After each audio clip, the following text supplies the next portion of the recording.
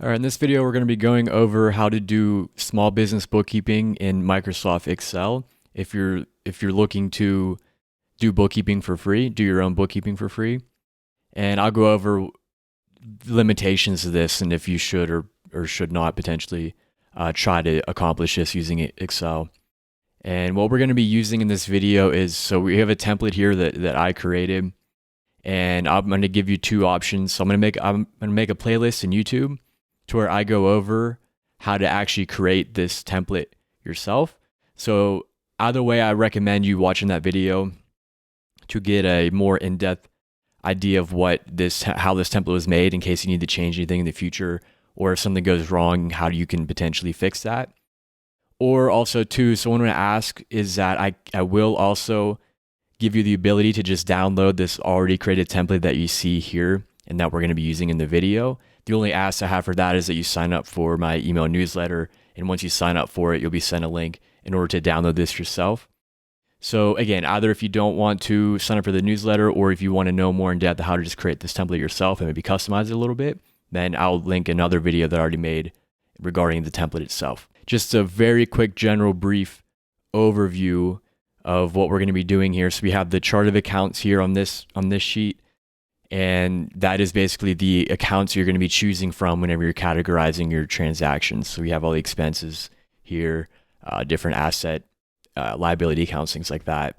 And then we have different registers here. So we have the bank register, credit card register, and a cash register. And these are where we're going to be importing or entering, or both, the actual transactions themselves from our business bank account and credit card. And then we're going to be using, on this same sheet, we're going to be categorizing using the chart of accounts, the different categories per the transactions. And then we're going to use this sheet after we check it with reconciliations. We'll go over this in the video. But then we're going to use this sheet in order to calculate the profit and loss per month using the transactions and how they're categorized and everything. So our end result here is going to be accurate profit and loss report on this sheet here per month, and then of course year to date for the entire year. And this will allow you to be tax compliant if you're being taxed as a sole proprietor.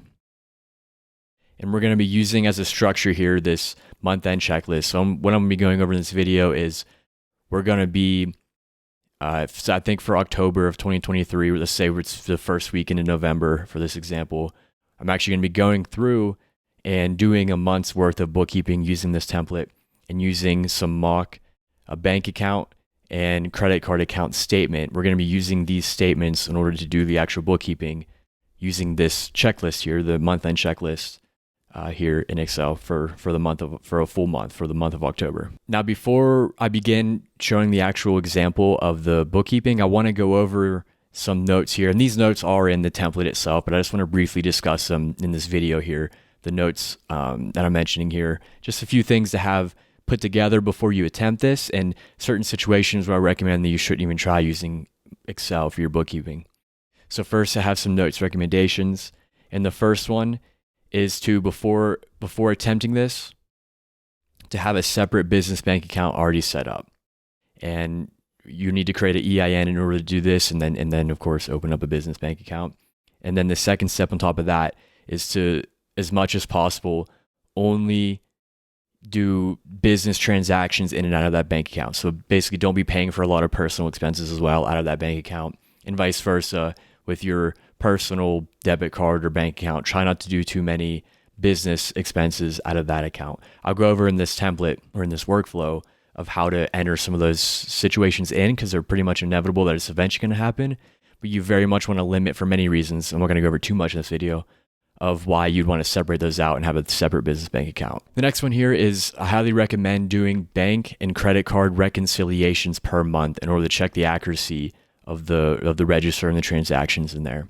I think this is, in my opinion, for small business bookkeeping, if you're just looking for a profit and loss, I think that this is I think it is the best way in order to check the accuracy of your profit and loss report, is doing these reconciliations, which is basically, it's comparing the actual bank statement and the actual transactions versus what is in your bookkeeping file. That's essentially all it is, using balances in and out. And I think it's a very, and that's when a lot of the templates that I've seen with Excel is they don't usually give you the ability to do this. And with this template that I created here, it's pretty unique with the fact that I figured out a way in order to where we can do these monthly reconciliations actually in Excel. And I'll, of course, go over that in the video. And this last one here is just, of course, feel free to customize the chart of accounts. You can add in expenses, things like that. And I made the template to where it should be pretty straightforward and easy for you to do that on your own. Now, here's where I go over where I wouldn't recommend using Excel for your bookkeeping. First is if your tax is an S Corp. Then the reason for that is because if your tax is an S Corp, then you also need a balance sheet in your tax filing, in your tax form. And I don't recommend generally trying to track actual balance sheet reports using Excel unless, and I'll go over in the resources I offer, unless you fully understand journal entries and all that stuff. Because at that point, it's just simply, I don't think, just not worth it. At that point, if you need an accurate balance sheet, you should probably just start looking into a bookkeeping software. But I will go over briefly how you can potentially track certain things that would be on a balance sheet, like invoice tracking, which is accounts receivable, or fixed assets, things like that. So you can track separately different things that would be on the balance sheet, but I wouldn't recommend trying to attempt a full balance sheet report month to month. So that's why I say you probably shouldn't do this if your tax is an S Corp. Second here is if you're taxed on an accrual basis, which most small businesses aren't. Usually, most of them are cash basis, especially if you're considering Excel as bookkeeping, but just something to keep in mind because it's the same concept. If you're being taxed on your current accounts receivable and payable and everything, it probably wouldn't be worth trying to tackle all that just using Excel. If you need inventory tracking, and what I mean by this is things like FIFO, first in, first out. So if you're just using, you could still be selling inventory and use Excel if you're just doing some simple cost of goods sold kind of cash basis calculations. But if you're doing any sort of actual where you're wanting to track an inventory asset month to month, then again, I wouldn't recommend usually using Excel for that. I went over the balance sheet reports before. If you would like receipt images attached to the expenses itself, then Excel is, wow. I am going to go over in this video though, how we can, just a quick little example of how you can still upload business receipts for your reference, but we won't have a way in Excel to attach them to the specific expense itself in your bookkeeping file like you will with like a cloud-based dedicated bookkeeping software. If you would like easy access to share your bookkeeping file with others, I wouldn't recommend Excel. Of course, there is ways to share it, but it's not as straightforward or easy as a cloud-based bookkeeping software. If you'd like to have cash flow tracking, again, it's possible, and I've seen templates and stuff in Excel where you can do that. But again, in my opinion, if you're looking to do stuff like balance sheet reports and cash flow and inventory tracking, I just recommend at that point just getting a dedicated bookkeeping software. If you have a relatively large quantity of transactions, and some of the simple reasons for that is just because whenever I couldn't find a way when I was creating this template to really get around the fact that whenever we're going to be calculating our profit and loss report, we're going to be doing things relatively manually in terms of calculating different based on the categories and the registers here. And that's just not very scalable. So if you have a bunch of transactions, then it'll probably just be more time and effort it would be worth in order, again, to just get a bookkeeping software. If you don't know or aren't interested in learning about the difference of the categories in terms of what should be on the profit and loss and what should be on the balance sheet, and we'll go over some of this in the video, like assets and liabilities and equity and things like that, then maybe at that point, I wouldn't say that maybe you shouldn't do bookkeeping at all in Excel, but maybe not try to tackle what I recommend in this template, in this workflow, in terms of doing things like reconciliations. Because just really briefly, in order for us to do a bank reconciliation, we need to categorize every transaction in and out of that account as something, and not every one of those transactions are going to be business expenses or income. So like if you pay yourself, for example, outside of payroll, that's going to be an equity transaction. If you accidentally paid for a personal expense out of that business bank account, that's going to be, again, an equity. Credit card payments, things like that. So you need to know how to categorize things outside of just a profit and loss in order to be able to do the reconciliation. If you don't understand those the categories and what report they should be on, or if you're not interested in learning that kind of stuff, then again, I wouldn't recommend, at the very least, doing the reconciliations. So now moving on here to this next section of just some other resources I offer to help in regards to this. So first, if you don't have a separate business bank account or credit card account set up, and you don't really know how to begin with that process, I have a free online course, How to Set Up a Small Business, and it goes over things exactly like that. It goes over choosing your entity type, creating an EIN, using that EIN to create a business bank account. And then also briefly going over the types of transactions that would be considered business versus personal. So if you're needed to get that step first before trying to do your Excel bookkeeping for your small business, then that's a course that I have, again, available for free online that you can take. Next is that you would like to create your own Excel bookkeeping template or get a deeper understanding of this template, again, in order to customize it or troubleshoot if something goes wrong, then I have a separate YouTube video that I created where I actually go through and create this template and show you how, and actually have a checklist as well of how to create this template that we're using today. So if you're interested in that, I'm just going to create one playlist to keep it all organized, where there's just going to be the two videos, that video with the template and then this one, to where you can watch that video so where I can show you how I actually created this template. Next is this, you like the template but you need to know how to use it. That's the video that I'm making right now. We'll give you that resource.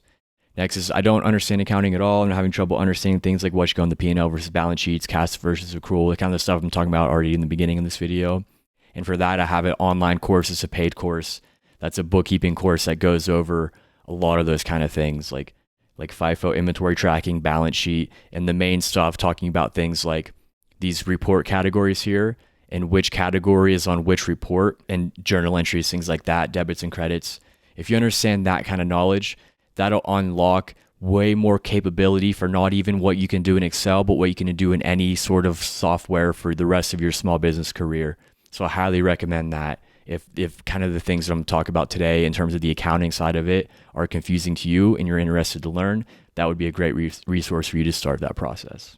Next is if you feel like you're starting to outgrow Excel, or if you watch this video and realize that you already have outgrown what Excel can be capable of, and you want to incorporate a dedicated bookkeeping software, then I have a playlist where I go over, mostly right now going over QuickBooks Online, so I have an entire playlist free on YouTube where I go over all kinds of stuff in QuickBooks Online, how to set up a file, how to use it, things like that. And then finally is this, if you don't want to do your bookkeeping anymore for your small business and you're curious about hiring a professional bookkeeper, you can hire me as your bookkeeper. Then there's a resource on here as well, which is basically just my website, the contact page to reach out for that. Right now I'm specializing in retailers and e-commerce stores. So I don't even know if any of you who are potentially using Excel would be in that industry, but if you grow to that point, or if you're in that point now, then you can definitely feel free to reach out. So having said all that, let's go ahead and begin here with the actual bookkeeping process. So we're going to be flipping back and forth, but let's start here, this month-end close checklist. And I just created this checklist here, just kind of like a generic thing using this specific template. And in your case, you can add and remove things on this actual checklist. And I go over this in the other template video, but basically our first step we're going to do now is going to be adding in all the transactions into these registers. So we have the bank register, the credit card register, and the cash and owner's investment register. What we're going to be doing first is adding in for all these registers, all the transactions in these accounts for the month prior. So going back here, we have enter any cash expenses. Let's say we paid a contractor. So we have this drop down here, which is referencing our chart of accounts sheet here. So I just chose the subcontractor's expense under the category. And let's say we paid them $50 in cash. And then here I say only put the cash balance if it's business cash pulled from the ATM business bank account. But in this particular example, let's just say that it was just cash we had in our wallet. So we're not going to do that in this case. And then we also have here as a owner's investment register. And what I mean by that is if you paid out of your personal bank account for a business expense that you would like to add to your business books, if you want to take a tax deduction on them, for example, but it didn't come out of your business credit card or bank card account, this would be a register where you can add in those expenses outside of those registers. So let's say that also on the 20th, let's say there was a software expense with Apple, and we can let's choose office expense here. Let's say it was a $25 withdrawal out of your personal bank account, but you want to include that as a office business expense to tax deduct it. So here's where you can add that to your register here. So let's go ahead and put an X here. It's going to be on a January here, but usually obviously we're going to be doing October in this example, but I'm just going to put an X here to check that off. The next tab we have upload or enter all the bank and credit card transactions for the entire month. So let's go now to the bank register. Now, like I mentioned in the checklist here, you have two options here. You can either go through and enter all these manually, where you just put in the date, you put in the description and everything. But what I would like to do is I'm going to show you here where you can take the PDF of the bank statement, convert it to an Excel sheet, and then use that Excel sheet in order to easily copy and paste the transactions into this register. That's personally what I like to do, but you can do it however way you want or kind of a combination of the two. What we're going to do here, so we're going to go over to the bank statement, again, the PDF. Let me just see the bank statement here. It's a fake bank statement for October with different transactions here. And what we're going to do is we're going to convert, and then I'm not going to go over too much of how to do this because there's different software. So right now I'm going to be using Adobe. There's also like Small PDF is one software. So if there's any software that you have to where you can convert from PDF to Excel, it'd be very much worthwhile in this particular workflow. But in this case, we have the PDF. We opened it up. We have it opened as a PDF reader. And then we're going to go to File and then Export to Excel. And that's going to convert it to an Excel sheet. So now a lot of the times these will look relatively sloppy, most likely. But what we're going to basically what you would just do is just clean it up as much as you can in this sheet just to be able to copy and paste it over cleanly into this register itself. So we can begin sort of doing that process here. So here we have, so I'm just going to go through, every statement is going to be different. So I'm just going to go through this quickly, but we have the row here of date, description, type, and then we just have another one here. So we're just going to delete that. We're going to keep going down. Here's another one. So we're going to delete that. All right. So that's looking good. So let's go ahead. So all the dates are clean here. So let's go ahead and just first copy and paste in all the dates. So I just clicked on the top one. I'm going to hold in Shift and then click again, and that's going to highlight all of them. And I'm going to hit Command C on my end, which is copying it. Then we're going to go over to the register and hit Command V, and that just pasted all the dates in there. So next we have the bank description. So let's go back over here. See if we need to clean any of these up. They look relatively clean to me. So let's go ahead and copy and paste those over as well. All right, so we also got the descriptions in there. So finally, in terms of what we're bringing over from the bank statement, is going to have whether it's a deposit or withdrawal and for what dollar amount. So for most of the withdrawals, we don't want to actually have it as a negative like it is here, but I'll go over and I'll show in a second here of what we can do with that. So you can handle this however you want. So let's just say, for example, let's do the withdrawals here first. So what I'm going to do is just copy and paste the entire thing into the withdrawals. And then all these positives are actually deposits that we're going to put in the other column. So you can just delete those, or you can copy and paste them and then delete. There'll be a few ways to handle this, but just come up with a workflow that works for you. Then all the negatives, those are going to stay in there. Now here we can just verify that everything in the right column is a negative. And then, yeah, everything in the left column here is positive. And like I said, we don't want these to be negatives. And the reason for that is when we're calculating them over into the profit and loss. What you can do, and again, there's many ways you can do this and work with Excel, but what we're going to do here is we're going to highlight all these. And then we're basically going to replace the negative sign with just nothing. So you can highlight all of them, hit Find and Select, and hit this arrow, and it's Find and Replace. And then you can find what will be the negative sign. And then you just basically replace with nothing. Hit Replace All. And then it just took away all the negative signs. So that's how we're going to handle that. So now we have all the transactions that were on our bank statement for the month with the date, the bank description, and then the deposits and withdrawals. And there's certain ways you can do whatever you'd like here to clean it up if you want. So if you don't like how the date is here, you can highlight everything here and format it certain ways. So you want to format it as a date like this, where it's month, day, year. And then we'll do a similar thing here where it didn't come over or it didn't register that. So what we can do is we can do the same thing where they're all highlighted, find and replace. And then everywhere it says OXT or OCT for October, we can replace it with a 10 and then a hyphen, whatever it's called, a slash right here. Hit Replace All. And then you'll see that it automatically just made all of them October, then the day, then the year. So there's things you can play around here with Excel to make this work for you if you want. So, but anyway, so we have all these in here. And I'll show you, and this will be relevant when we go back when we do the bank reconciliation. But let's also say too, let's say we brought them all over, imported them from our bank statement. But let's say that there was a transaction, right? Let's say we're looking at our bank account register on the actual website. Let's say there was a transaction that went through on October 31st, but whatever reason it didn't apply, it didn't show up on that month's bank statement, but it'll show up on, in this case, November's bank statement. And this also applies to if there's a check or something written. But let's say this $50 Adobe payment came out on the last day of October. We want to include it in October numbers, but again, it wasn't on our bank statement. So we would add that just manually here. And same thing, if there's checks written that haven't cleared yet, you would just add the checks on this same register here. So now let's go over into the credit card register and just basically just do the same thing. So here we have the credit card statement, and it's got, a bunch of transactions in and out. Well, not a bunch, but actually, yeah, in this case, if we're looking at it, there's only 4 transactions here. So let's just go ahead and enter those manually. I don't think in this case it'll be worth bringing it over to Excel and copying and pasting. In this case, it seems like it'll just be easier and cleaner to just enter them over manually. So let's just go ahead and do that. So here we have a credit card payment on October 13th for $456.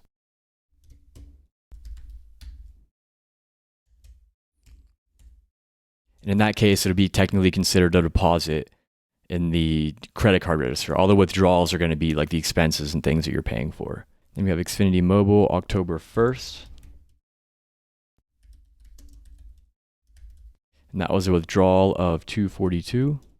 And then we have this Google transaction on the 2nd. And finally, we have a second Google transaction, a withdrawal of $199.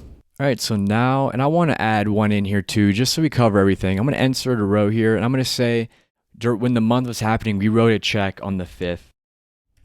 Let's say it was check number 1005 for $100. And this will be relevant again when we do the bank reconciliation later on. So now let's say, so what we have now is we have for all the bank transactions, including checks that were written for all of the month of October, is in this register here, by date, by bank description, and whether it was a deposit or a withdrawal. We also have for the month of October on our business credit card, all the payments or all the transactions in and out of that credit card as well. And then finally, in this register, we have the $50 that we paid to somebody in cash included on here. And then we also have a office expense to Apple that was paid out of our personal bank account, but we want to include it as a business transaction. So here we have all the registers, so we can check that off. Now it says to categorize all transactions in and out of all these registers. And that does mean all the transactions. We're not going to leave any transactions in and out of the business accounts, whether they're credit cards or banks. We're not going to leave any of them uncategorized. We're going to categorize them all as something, even if they're not even considered a business transaction. So just going through here, so we have the vendor customer name. Let's just say, just keep this simple. Let's just say this was customer. And let's say that these deposits were for sales. So we're going to choose down in the list here. We're going to go to income, and it's going to be sales, then income. And again, these are pulling off of your chart of accounts here. So you can drag that down. So see the 3 deposits in the top, let's say they were all sales. So we're just going to drag that down using this in the right corner right here, the bottom right corner. So we have all the sales in here, or these 3 deposits, I should say, classified or categorized on here. Now we have some Shopify merchant fees, what the bank description says, and their withdrawals. So let's say that the vendor name is Shopify. Let's say that it's this bank charges expense category. And same thing, so the next one is also the same Shopify expense. So we can go ahead and drag that down as well. And you'll see too, because it was already in here, once you start typing in Shopify, it'll pop up. So you can either click it or tab over, and it'll type the rest of it out for you. But again, this is going to be that bank charges expense. Now here we see it says Skylar White payment. And in this case, we're saying that Skylar White is you, the business owner. So what this payment is, because you're not running payroll yet, this is not a payroll expense, but you're just basically paying yourself. So let's say this was a transfer from your business bank account to your personal bank account in order to just pay yourself. So what this is going to be is actually not an expense. It's not a business expense yet, but you need to categorize it as something not just leave it blank so that you can do your bank reconciliation. So what this is actually going to be is an equity account. And again, it goes back to why it's important to understand these different accounts and things and what's included on the profit and loss and what's not. But this is actually, so this is going to be categorized. So there's an owner's pay and personal expenses equity account. And we're going to classify this payment under that equity account. That's how we're going to classify our payments to ourselves as a small business owner. All right, now here we have Skylar White deposit. Now let's say in this case, let's say that this was from your personal account. You'll see you were running a little low on business cash in your business bank account. So what you did is you transferred money from your personal bank account to your business bank account in order to just fund some more of your business. And again, we want to classify this as something. It's not income. It's not going to be our profit and loss. So what this is going to be classified as is, again, an equity account. And it's going to be under a separate equity account, the one we used before. And this is owner's investment equity account. So we're going to classify it as that. Here, we're just going to keep moving down. Got more business expenses. Here, we've got that check that we wrote that hasn't actually cleared the bank account yet, but we wrote the check, so we want to include it in here. All right, so I just added in other just business expenses, a couple deposits for sales, same thing. But here we have, so this is a Capital One credit card payment. So what this was a payment from our business bank account to our business credit card in order to pay off the credit card. And once again, we want to categorize this as something. It's not income or expense. It's not the profit and loss. So this is actually going to be categorized as a liability. This liability is actually the credit card itself. So credit cards are a liability to your business. Is something that your business owes the balance of that credit card. So we're going to click down here and we see this credit card liability, which once again is on our chart of accounts here, this credit card liability. And it's the same credit card as this one here, this register. So this credit card here is a liability on our balance sheet, even though we're not doing a balance sheet here. So that's how we're going to categorize this credit card payment is this liability account. All right, so now we have all these transactions that we had in the bank register here. We have them all categorized as something using only the categories that are included in our chart of accounts. So now let's move on to our credit card and use the same thing, the credit card register. So here we have the payment. It's just this payment. If you look at our credit card statement here, we see this payment here. And what this was, if you remember, so October 13th for $456, this was the payment we talked about on the bank register side of things. So here we see this payment right here that was taken out on October 16th from the bank account for this credit card for $456. So we also have to categorize it as something on the credit card register side of things. So we have the bank account that paid us. What this category is going to be is the opposite. So in our assets section of our balance sheet, which again is not included on the profit and loss, we have the bank account, which is once again included on the chart of accounts here. And this is this bank account here, our business bank account. So on the bank register side of things, we counted the credit card payment as a liability using that actual account. And on the credit card side, we included the payment as the bank account of asset on our balance sheet. So that's how you can handle that. Now here with these withdrawals, these are they're withdrawals out of our credit card. So they're kind of payments. They're basically things we're purchasing using the credit card. So these are usually just business expenses here. I'm going to say these are dues and subscriptions expense for these Google subscriptions. So now we have out of our business bank card register, we have all these now categorized as something. And finally, we can go to our last register, which is just the cash and owner's investment.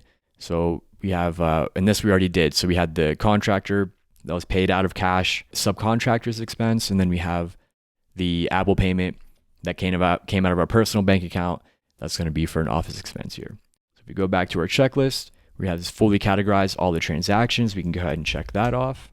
Then here we have scan and upload all the business expense receipts. I'm actually going to come back to this later in the video. I'm not going to go over this right now. So next we have update the bank/credit card balances for the end of the month.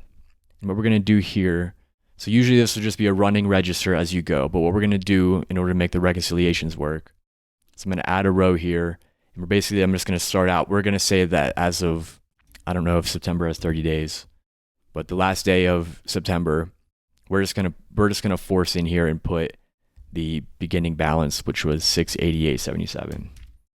So we're just going to say in this case that as of the end of September, beginning of October, this was the register in here. But again, this is just going to be a running register for you. But what you'll do, at least to start this process, you just create a simple formula here in order to calculate the running bank register balance here. So in this case, we're going to go one cell down here. Then we're going to go equal the sum of the balance as of the last transaction plus this cell, which is going to be any deposits, minus this cell, which is going to be any withdrawals. So that's the formula there. And you see it came up with the balance here. So it's a 688.77 plus this 35.75 deposit. And the reason I also put my withdrawals is to include the formula for all of them, because what we're going to do now is just drag it down again in the bottom right corner here. And now what that did is that just used that formula just so depending on whether it was in this column or this column, whether it was a deposit or withdrawal, it just essentially just got calculated a running bank register balance for each one of these transactions. So that's how you can handle that. And we're just let's just go ahead and repeat that for the other registers as well. So here we have the credit card. Let's just say in this example that the balance was $456 as of the end of September again. So once again, we're going to go equals the sum of the transaction before it. So in this case, it's actually going to be the opposite. It's going to be minus everything in the deposits column here, because what those are is the payments down on the credit card. So that's actually going to lower the register credit card balance. And then for all these withdrawals, we're going to go plus the withdrawals, because all the withdrawals are purchases using the credit card. And what those are doing are increasing the credit card balance owed. So the credit card register balance. So it's going to be the opposite when you're looking at it on the credit card side of things. So here we had the 456. That was the balance as of the month prior. And then we had a 456 deposit, or a payment from the bank account, which lowered the balance down to zero. And then we had these three transactions using our credit card. So our bank register or credit card register, our credit card balance is increasing with that. So here we see that the balance at the end of the month is going to be 1041, which we'll see when we reconcile that that's actually the new balance right here on the credit card statement. And then again, if we're not actually pulling out and tracking business cash only, then we won't need to do anything here in terms of running a register balance on that. So because we're saying in this case we just used $50 in personal cash, then we're actually not going to go ahead and track the balance on that. So we don't have to do anything in this column in this case. So now that we have the registers, their balances ran for the month. Now what we're going to do is we're going to start the process of reconciling these accounts. So what we want to do before we start using these registers and these categorizations in order to calculate our profit and loss report, which is our end goal. Our end goal is an accurate profit and loss for that month, which allows us to know what we're making and also allows us to be tax compliant, because that's what you're using whenever you're filing taxes. You're using, if you're a sole proprietor, you're using this profit and loss report in order to fill out that Schedule C. So anyway, but before we use these registers in order to calculate the profit and loss, what we want to do here is we want to audit or check the accuracy of these registers. We want to make sure that everything is included and it matches the bank statement, because this is where a lot of errors happen. If there's duplicates or anything, if there's duplicates in here or if there's omissions, then this is where you would catch it before you move on to putting it in your profit and loss before months go by, and it'll be impossible to catch. So that's the reason why we're doing this. So the first step in that, so we see this bank statement balance. So let's say, again, we're just going to say that at the beginning of the month, it was a 688.77. But in this case, most importantly, so if we go back over to our bank statement here, we see this ending balance here, 2389.67. And then the statement ending date. So the statement ending date was October 31st. So you want to go back over into our sheet, go to October 31st, or the last transaction for that month. And under the column for the bank statement balance, we're going to put in that 2389.67. And we're just going to do the bank statement first, and we'll move on to the credit card. Now here, we're going to go by line and actually reconcile this account. Once again, what this means is going back and forth between our statement in our register, and we're just checking off. So if the transaction is in our statement and it's in our register, we're going to mark it as reconciled. We're just going to check it off, say that it's matching the bank statement. And what I like to do, this isn't mandatory, but what I like to do personally is I like to use, again, something like Adobe, but there's many things out there to where I can just use it as a PDF. I don't like printing stuff out on paper, but do whatever works for you. But I just like to use something like Adobe, and then use this highlighter feature here just to highlight transactions in the statement, to mark them as, just to keep track of where I'm at. And then what we're going to do in the Excel sheet, if it's reconciled, we're just going to put an R to mark it as reconciled. And then if there's something, and we'll show if there's something not in the statement, we're just going to leave it blank for now. So we're going to say that that's reconciled starting out. So now we have this deposit for $35.75. So we look at our statement and we see the deposit for $35.75. And this becomes even definitely more so. It's always important no matter what. But this becomes even more so important if you are entering in these transactions manually as the month goes on in order to track it as versus your statement, versus if you're just uploading all the transactions from the statement directly. But either way, I recommend doing it. But anyway, so next we have this deposit of $15.17, and we see the deposit here for $15.17.75. So we're going to highlight it, mark it as R. This next one of $10.93.10, and then we have this withdrawal for $10, $26.64. And here we're not actually looking at the category or anything like that, the categorization. We're really just looking at, did a transaction come out of our bank account on this day for $98.50? Because that's what we're showing in our register. And if it did, then we're going to mark it as reconciled, which basically just means that we're checking it off as it was on the statement and it's in our register. Next we have $10.47 here as a withdrawal, $20.96, $45 withdrawal, $1,100 deposit.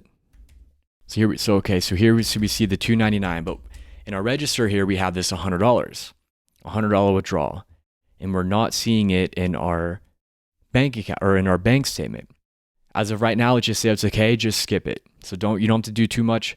Basically what you want to do at the first stage is just highlight everything in your bank. So basically mark everything as reconciled in the register that's on the bank statement. And then things that aren't marked as registered, that aren't on the statement, we'll go back and we'll figure that out later. But right now we're not seeing this $100 withdrawal. We don't see it on the statement. So we're going to leave that blank, not mark it as reconciled. And then we're just going to continue on here. So here we see the $299 withdrawal. So we're going to mark that as reconciled. Then we see this $29.65. So we're just going to keep rolling down here.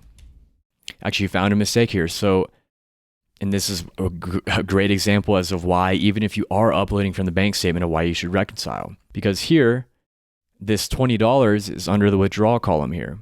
But when I looked at my bank statement, this $20 is a positive as a deposit. So it's under the deposit section. So what I actually need to do is move this $20 over into the deposit column. And you'll see, because the formula was calculated already, it's actually going to change the bank register balance when I do that. So we're actually going to move this $20 over into the deposit column. So that was actually a perfect example. And I actually didn't even mean to make that mistake just to show you an example. I genuinely just made that mistake whenever I brought this over. I didn't catch that this was a positive and bring it over into deposit. It was left in the withdrawal column. So this is an exact perfect example. So if I wasn't doing this bank reconciliation, I never would have caught that. And that mistake would have just happened.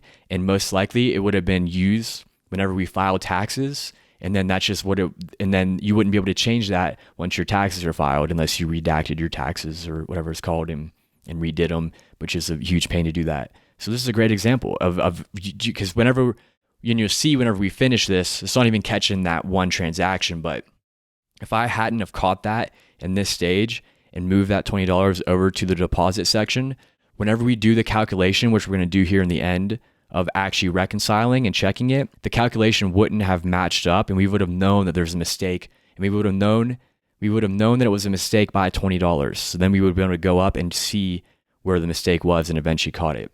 So this is a very good example as to why I believe this is so important, of how easy it is to make these kind of mistakes. So now that we fixed it, we can go ahead and mark that as reconciled, and then just keep going down here. We have $10 withdrawal, $71.88 withdrawal, Okay, so here we see, looking at our bank statement, that all the transactions have been highlighted. So they've all been marked and registered in the balance. But there's two transactions here that aren't marked as reconciled on our register. We have this check that was written on 10/5, and we have this Adobe payment on 10/31 that aren't marked as reconciled. So now we can start to look and see if these should be in the register or if they're errors. So for example, let's first look at this check here. So you have this check written for check 1005 for $100, written to Bob's Hardware. Basically, all this means at this stage is that you put it in your register here because you wrote the check on 10/15, but it hasn't cleared your bank account yet. So that's why it's not on your bank statement, even though you wrote the check. So because you wrote the check and gave it to Bob's Hardware, you should count that as a supplies expense. You should count that as a business expense on a cash basis. So we want to have it in the register in this case because we want to include it as a cash business expense. Not cash, but as a business expense because we wrote the check. The only reason, again, it's not in our statement because Bob hasn't deposited that check yet into his bank account, so it hasn't cleared yet. So because of all that, we want to keep this in the register, just not marked as reconciled, but we still want to keep it in here. And we also want to include it in our profit and loss report for October. So that's okay. And then finally, but if you do see it's an error, if it's a duplicate, this is how it'll show up if there is a duplicate in here, like a duplicate expense, for example, is you'll have one of the transactions won't be marked as reconciled because it's only on your bank statement once. And then you'll go through and you'll see that same transaction twice in your register. So that if that's the case, then you can just delete that second expense and take it out of your register to get rid of that duplicate. And then finally, in the last day here, let's say that we were looking at our bank transaction feed and we saw a transaction to Adobe for $50 as of the last day of the month. And that's it's a business expense. So you want to include it in our October numbers because it was a transaction that came out in October, but it didn't quite make it onto the bank statement. So because of that, once again, we want to keep this in register because we want to include it in our October profit and loss. It is the transaction expense that we did, but it just hasn't cleared yet. Most likely it'll clear on November 1st. So whenever we look at our statement next month in November, this Adobe transaction will be included on there. Now the next step here, so in this column here, we see this register versus statement difference. And basically what we're going to do here, so in this last day of the month here, we have in the one column, we have the bank register balance, which again, we did the formula, which is just keeping a running balance of deposits and withdrawals in our register. And then we have the bank statement balance, which we just basically copy and pasted from our actual bank statement as of that date. So we're just going to look at the difference of that. So we can just do the sum of the bank register balance minus the bank statement balance. So here we came up with the number of negative 150 as a difference. And this is all on the checklist and everything. If this number is 0, then you're done. Then that means it's reconciled. What that essentially means is that the register balance, the bank register balance in your bookkeeping exactly matches your bank statement as of that end date.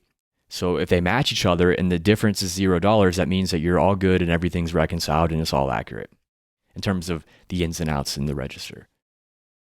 However, if there is a difference here, that just means that there's a difference. It doesn't necessarily mean that it's wrong. If it is wrong, it will show here. This is where you can start to figure out why it's wrong and find those errors. But just because there's a number here doesn't necessarily mean it's wrong for the scenarios we've been talking about. But if it is wrong, once again, this is where you'll have a number here.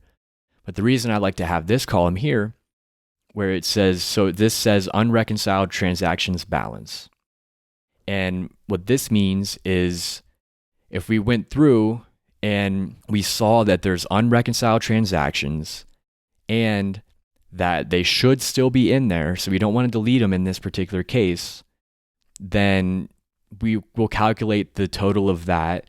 So let's just do equals a sum. So we see this R here, there's where it's unreconciled of $100 here, and then we'll add in this last transaction here with this isn't reconciled, and it's also 150. Don't worry too much. One's negative 150, one's positive. It's meaning the same thing.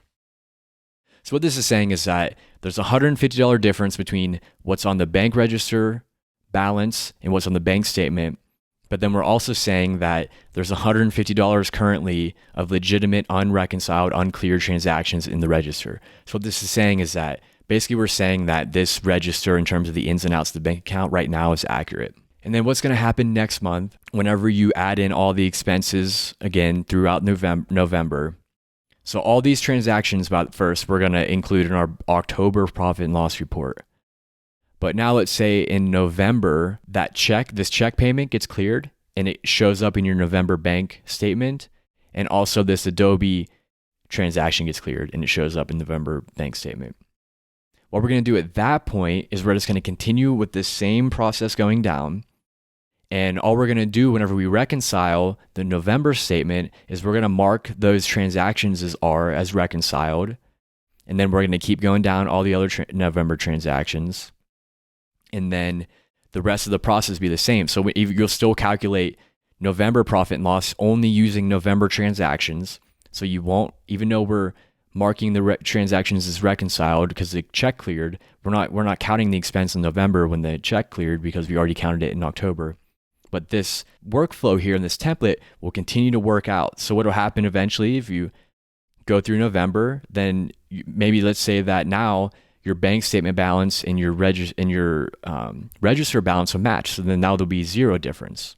So that's just kind of how that workflow will work.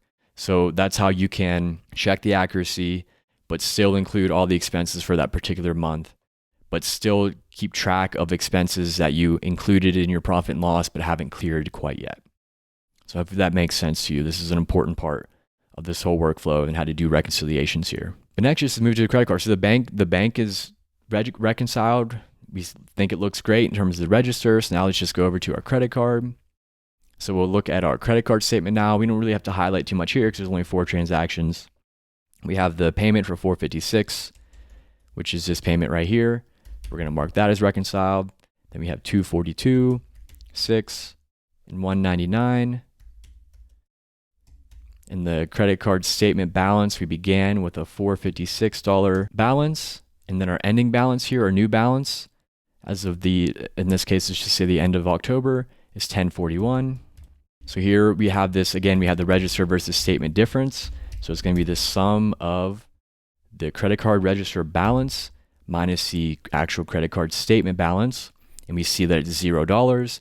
Everything's marked as reconciled. So here we're all good. It's reconciled, all good to go. And then in this case, we're not going to be doing any reconciliations for the cash and the owner's investment. If you have business cash, then you can just compare the register cash balance in your bookkeeping versus how much business cash you have on hand. So that'd be a way to, if you wanted to reconcile that. So we can check those off and again, I have notes in here that I went over in this video about the reconciliation part. So now where we're at in this stage of the month bookkeeping process using Excel is that we have our bank account, our business bank account, our credit card bank account, and our cash and owner's investment. And we have for all of the month of October, we have all the transactions in these sheets here, in these registers. We have them categorized under the associated chart of account accounts. Every transaction is categorized as something. And we have them reconciled, meaning that we checked the withdrawals and deposits for the bank account and credit card account, and we compared them to the actual statement, and we decided that we like the way it looks and the balances match, and so we have everything marked as reconciled, audited for accuracy. So now all you do at this stage is use these, in this case, 3 registers. So you might just have one. If you just have one business bank account, you might have 4 or 5, depending if you have different credit cards, it just depends. But we're going to use these different registers now, and we're going to use those to calculate our profit and loss report for the month of October. And this is where it's a little bit manual. I couldn't really find and think of a different way to do this where it's less manual and more automated, but which is okay because at least you have more control here if it's not all relied on a bunch of formulas. But I did in the template and I go over in the video. So there is some formulas in this sheet already in terms of the total income is all these. The total cost of goods sold is all these. The gross profit is the income minus cost of goods sold. This total expenses is all these columns. Same with the net income is the gross profit minus expenses. And then all the year to date are also summed up and categorized or formulas in there. So there is some formulas in this sheet, but I wanted to keep a minimum because I didn't like templates where there's a bunch of formulas because there's something, the chain breaks somewhere and you don't really know how to fix it. So there is a little bit more manual stuff here, but there is some formulas in this sheet. But anyway, basically what you'll do is just, so let's just start with sales, for example. Basically what you'll do is you'll just start, and you just do it register by register is at least the way that I would like to do it, but you can do it however you'd like. Actually, no, let's do all the registers at once. It might be easier that way. So you do the equals the sum, and then you're gonna click on the bank register sheet here to start. So here we're gonna start adding in all of these sales income numbers into the profit and loss here. So what I like to do, so see here we see a deposit, and the category is sales income. So that's the income account in our profit and loss. So we're gonna click that, and here we're adding them all up. And then what I like to do is just put a comma. So if you do equals the sum, you click on a cell and then you comma it, and just add the next cell basically. So we're gonna click this one, comma, this one, because these are all sales income accounts. But right now I'm just looking down deposits here. So next deposit here of 1,100, we see, because we categorized it as owner's investment. So again, what that was is the business owner depositing money back into the business bank account in order just for cash flow. So it's not income. So you don't want to include this in income. So just really briefly, and I'm going back and forth, but that's why I want you to categorize all these transactions as something, even if it's not going to be included in the profit and loss. Because if we didn't categorize this as something, and if we didn't include this 1,100 at all, then we wouldn't be able to reconcile and check the accuracy of the bank statement, right? But also it's important to understand that we need to do this as an equity account because of course this 1,100 deposit is not sales. Anyway, we'll keep moving here. So next we have, so this is sales, this deposit here, and then we have another one here for 1,110. We've got this deposit here, which is a sale, and this deposit here. So this is the only sales you know, for the credit card and cash investment, we don't have any sales in those ones. So we're just going to go ahead and hit enter here, and that added all those up as the sales for the profit and loss. Now here we're going to go to returns. So this is a quick little side note here, and I do have this in the notes here for the returns. And I don't think I used any returns in this example, but a return, let's say it was out of our business bank account, is actually going to be put under a withdrawal. Let's just say for this example, let's say this is actually a return here. So let's say this $50 withdrawal was a return to a customer. So what we would categorize that as is this returns income account. You know, notice that it's under this withdrawal column and it's a positive. However, you want to include it as a negative on your profit and loss. It's just how it looks on profit and loss reports, and it also is how it works just with the calculations of coming up with the total income. So you can add it. There's a few ways you can do it. It depends on you can kind of get creative here, but basically what I'm saying is that for all the returns, withdrawals, you want to include it as a negative here on the profit and loss. So you can add them together, then change to a negative, or you can just look and see that there's a $50 return. So you can just put in -50. I'll leave it up to you to be kind of creative to how to best figure this out in terms of efficient workflow. But the main point here is that you want this to be a negative most likely in your profit and loss report. That's just usually how it shows up. If you want to do the calculation of income of sales minus returns and not adding in returns, then you can keep this as a positive, but it just generally is just not usually how it looks. So I just like to keep it consistent with that. So again, it's important to have this as a negative. But we will see there is going to be, I like checking everything. So I am going to go over also in this video a way to check the accuracy of this profit and loss report. So we are going to actually check that as well. So if this is wrong, if you put this as a positive, your net income will be overstated. We'll have a way to check that and then be able to figure out why it's wrong. So next we have the cost of goods sold. Again, I don't think I did any cost of goods sold. Let's just add one in here. Let's just say that this for whatever reason is cost of goods sold, just so you can see it on the profit and loss. So we're just going to make this a cost of goods sold. So that's going to be that $329.09 as a cost of service. So we have that in there. So here we have, so now we're starting down in our expenses here. So we have the advertising and marketing. So again, we're going to do equals the sum. We're going to go first to the bank register, and we're going to look at all these withdrawals. For any of these categories that say advertising and marketing, we're going to click those and comma them to start adding them together, or you can hit plus if you want. It's up to you. It's the same thing. So we're going to also add in this one. There's another marketing and advertising expense here we're going to add in. And then we're going to go over here to our credit card register. We don't see any of them here. We'll go over to our cash. We don't see any of them here. So we'll go ahead and hit enter, and that added all those up. So here is definitely a case where you can potentially miss categories here, which is again why I'm going to go over and why I like to actually check also the profit and loss accuracy based on, because now we know that most likely our register is accurate.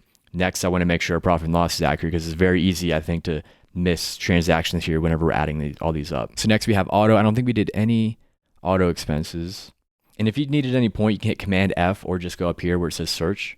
So if it says auto expense, you can just search the sheet for auto and see where they are. That's another just quick tip for you. So here we don't see any auto expenses in this sheet. So we just quickly know there's none of those. In our register, bank charges, I know there's some of those. So again, just equals the sum. Go back to the bank register. Dues and subscriptions. Keep adding all those up. And then again, you can get creative here of how you want to do this. So you can either just add them all up first at the bank register, then move on to the credit card register, or as you're going, you can check all the registers and keep adding them. Because one thing, so let's say for example, so we see these two dues and subscriptions also in credit card. You can either, again, just go over to the credit card register and add them again, or if you just want to do register per register, you can hit enter here.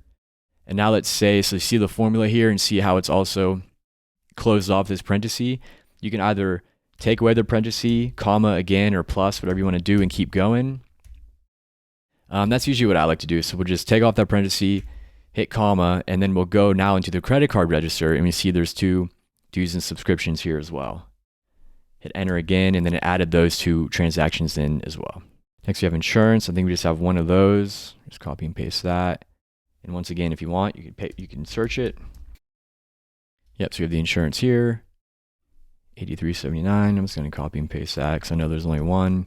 Interest, I don't think there had any. I don't think. We had some meals, we had some utilities.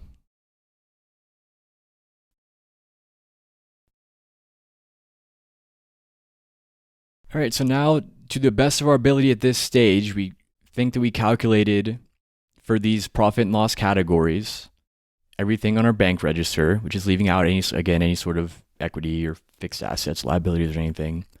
But I'm sure as you noticed as I was doing this, and I don't even know if I did this right, is that it seems very easy to where we can potentially miss certain categories when we're calculating everything. So that's why I came up with a way to check the accuracy of the profit and loss as well, as to not just hope that, because even though we have now that we believe to have an accurate register here, that doesn't necessarily mean that we added all this stuff up correctly. But like I said, I mentioned a way to check this, and it's in the checklist here as well in the template. So I have this separate worksheet. I like to just include this in here. So here you can just work on whatever and not have to worry about it being organized or anything. This is where you can just kind of figure things out using this separate sheet here. So like having just a separate worksheet in here. But basically what I came up with on how to check the accuracy of this is first calculating for each register the total in versus out. So that's the first step that we're going to do here. And this will make sense here in a second. So again, you have to be super organized here because it's just a worksheet. But let's just do bank in and then out and then difference. And you'll see this will make sense here once we go. But first, what we're just going to do is just for that month using the register, we're just going to go to the bank register here and just add in all the deposits, all of the withdrawals for that month. And this is for the register, not for the statement. So this may be different than the in and out of the actual bank statement. This is the in and out for the month of the register balance. Next, we can just move on to the credit card. Again, we have in, out, and the difference. And then finally, we have the cash, owner's investment, same thing. Now here where we're going to calculate, we're just going to call this non-P&L. So essentially, this makes sense, but essentially what we're doing is for the register, we're looking at all the total in versus out, and then we're going to subtract out all those transactions that are non-profit and loss related. So like liabilities, equity accounts, like when you pay yourself or when you invest money back to the business, things like that. Things basically that aren't included, numbers that aren't included on the profit and loss, we'll subtract those out. And if that total equals the total of the net income, then that means that we included everything in the register in and out that should be included on the profit and loss. So I'm just adding up, again, going back to the bank register. So everything that's not P&L related. So these are income accounts, these are expense accounts, these are all included in the profit and loss, all these expense accounts. But here we have the owner's investment. That's an equity account that's not included in the profit and loss. Same thing with this equity account here. Same with this credit card here, this liability payment, that's also not included on the profit and loss. So subtract that out as well. For the credit card side, so that $456 that was brought in, that's not included in the profit and loss. And everything here, these two expenses are both included on the profit and loss. So here what we're saying, for example, so we're saying that the total difference of in versus out in our bank register was this 55, 50, 90. And then what we're going to do is we're going to add back in all those non-P&L, all those equity payments and things. We're going to add back all those in that 2193 in order to get like kind of the P&L number of the bank register for that month. And then we're going to do the same thing again with the credit card. So we had the difference here, but then we had the 456. That was the payment for that, which is going to equal that 1041 P&L number. And then of course we had the 75 here. All right, so I actually had to pause the video and go back because I did rush when I was going through this for the video's sake and missed a couple of these expenses actually when I was calculating the profit and loss, which is again shows why using this calculation to check the accuracy, even though you have a good register of the profit and loss calculation because it is pretty manual, check the accuracy of that. So I did have to find some mistakes in order to get this accurate now, the profit and loss. But anyway, so what we did just in summary again is that we calculated for the bank register for that month, the entire in versus the entire out. And then we subtracted out, in this case, added back all of the non-profit and loss dollar amounts, like the equity payments, the owner's payments and things, in order to get the P&L amount in that register. And then we did the same thing for the credit card, the total in and out, subtracted out the non-profit and loss amount, which was the actual payment itself, to get that difference, and then came up with the P&L. Because basically what you do, and again, it's in the checklist, is that you take the in and out difference, then you subtract out the non-profit and loss amount, which is 456, to get this negative 1041, which is the P&L amount. And then for the cash owner's investment, that was just $75 out for the P&L. So basically what we're getting at here is that based on the ins and outs of the register and then subtracting out all the equity and liability and stuff payments, so just the ins and outs of the P&L on the register, we should get the balance of $46.58.49. And then if everything is accurate in the profit and loss, then that should equal our net income, which in this case it does. Here we see the net income of $46.58.49. So this shows a way in order to check, knowing that we have accurate registers, to double check that we included and calculated correctly the profit and loss, because again, it is pretty manual. Just really quick, I'll go over some notes here. So again, we went over this with returns and income. You want these to be entered in most likely as negatives. Same thing, also a quick mention is that if you returned an expense, so if you bought an expense a month prior and then that month you returned whatever that expense is, you returned the item or whatever, and you got a deposit back to your bank account. So that'll show up as an expense in the deposit section here. And then you just want to make sure to, whenever you're calculating that expense account in your profit and loss, either subtract that amount out whenever you're including the total expense amount, or if it's just by itself, to put that expense amount as a negative, because it's kind of a negative expense whenever you're getting money back for that expense for a return. So these are just quick notes that I added in here. But what we have here, so we have using these registers and able to reconcile, we're able to bring in all of our business transactions and use that in order to calculate an accurate for that month profit and loss report. And again, this will just allow you to know what your business health is like financially, but also too, you can use this report right here, this sheet, in order to file taxes as a Schedule C or send to your tax professional, however you handle that. And then what you'll be able to do in the long run is just have on this sheet, just have month to month income, expenses, net income, and then you'll have a year to date. So these formulas are put in here. So whenever you add things, it calculates the total year to date for those dates for the income and expenses and net income and everything. So it's a really cool, simple, easy way to do some free small business bookkeeping. And it also allows you to check things, to check your accuracy in a few ways, which is why I really like this particular workflow. And just a quick note here. So I mentioned more of this on the other video with the actual template creation itself. But again, I'm not recommending you to actually try to track a balance sheet using Excel. But you can add sheets for things like fixed asset tracking, things like that, like things that would be on the balance sheet. So you would just add a sheet, rename it, fixed assets. And then you can put, again, I did this in the template video, but you can put the name of the asset, the original cost, how much depreciation was taken, per year. And that would be included here. So the fixed assets on your chart of accounts here. So that would be a way to, whenever you're calculating things, like if you bought a fixed asset of your bank account, you would categorize it as that fixed asset and then just have a separate sheet to track those fixed assets. Same thing for like accounts receivable if you're sending invoices. If you want to have a separate sheet within this same Excel sheet in order to track those, even though you're not tracking current accounts receivable on a balance sheet, you can track your invoices, which ones are paid, which ones are not. Just things like that you can add on to this sheet. I recommend doing once a year for these sheets. So just have one profit and loss like this for the whole year. And the following year, you can save it as a template and bring it over for the next year. So yeah, so that's the gist of this. And just really briefly to end the video, I'll show you just a quick example of you should be having receipts being printed if you go to like a restaurant or whatever for a business expense, or if you're including gas for your vehicle, you should be getting these receipts printed, and then you should be scanning them in. So I don't think you need to be physically holding on to these. I like to do everything paper free, and the IRS does accept digital scans as legitimate, so you don't need to actually hold on to these.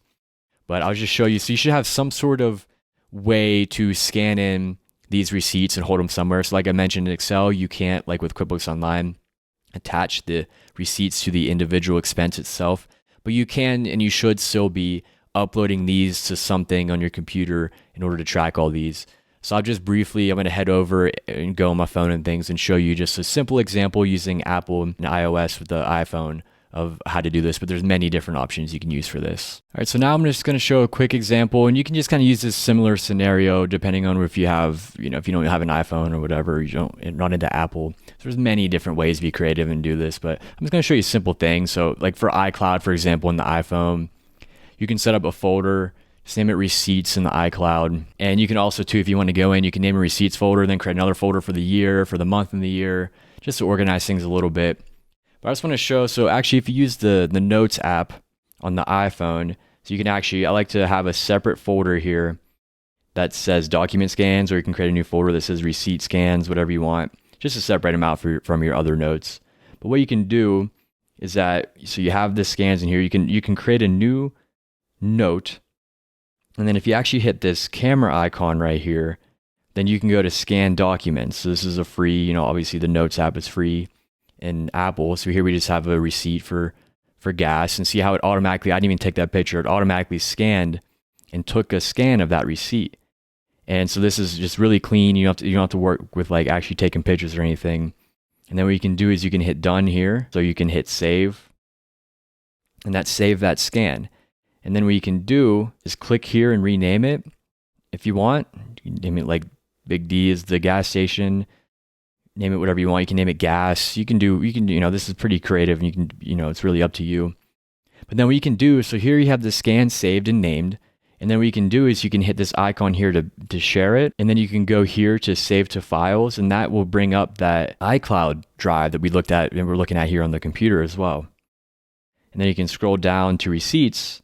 And then again, if you want to do another folder for different years and things or whatever, different months, you can do that. Then you can just hit save. And what that did is that uploaded that receipt scan to the iCloud drive into this folder, the receipts folder. So just use this concept. There's, like I said, there's many apps out there to scan stuff in. There's different cloud storage options. So just use this kind of concept. I just want to show one quick example that's free that you can use with Apple. But yeah, just use this concept where you can just easily scan in. And then once you're done, you can just throw away the receipts if you want. But yeah, so just figure out some sort of way to just scan your receipts too, just to make yourself audit proof with the IRS and everything when you're doing this. But that's everything I got. I know it's a long video, but if you want to try to accomplish using the Excel bookkeeping, then hopefully this video will help. Hopefully the template will help. And then yeah, of course, as always, just reach out if you need anything else.